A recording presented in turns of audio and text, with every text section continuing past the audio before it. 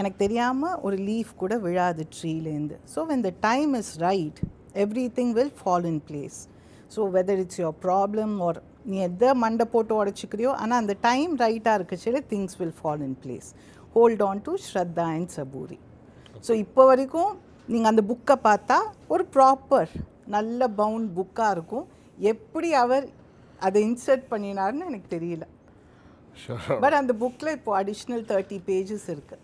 நானே வந்து ஆக்சுவலாக சொல்லியிருக்கேன், இது வேற ஒருத்தர் என்கிட்ட சொன்னாக்கா இது என்னால் சட்டுன்னு நம்ப முடியுமான்னு தெரியலன்னு.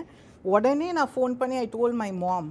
அப்போது என்னோடய சிஸ்டர்-இன்-லா சொன்னேன், அனு வேணா ஃபோட்டோ எடுத்து வச்சுக்கோ, நாளைக்கு தாத்தா அந்த பேஜஸை டிஸப்பியர் பண்ண வச்சுட்டா என்ன பண்ணுறதுன்னு. and then I was like, no, நம்மளுக்கு தெரியும் அது இருக்குது. மம்மியும் சொன்னேன், இந்த மாதிரிலாம் விளையாடக்கூடாது, அவர் எதுக்கோ ரீசனுக்கு இப்போது அடிஷ்னல் பேஜஸ் கொடுத்துருக்கான்னு அந்த புக்கில் இருக்குது. that I've been reading for years.